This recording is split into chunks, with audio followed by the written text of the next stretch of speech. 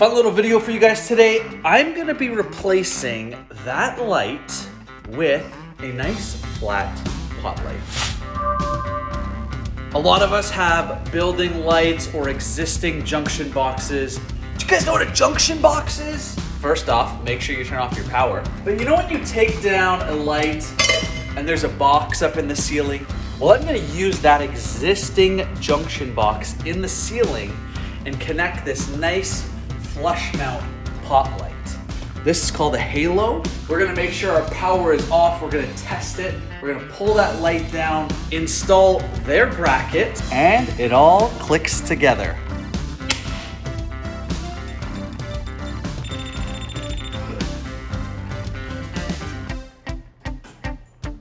So this is the adapter that's gonna click into the new light. Black to black, white to white. This side facing the ceiling. Perfect. We connect it.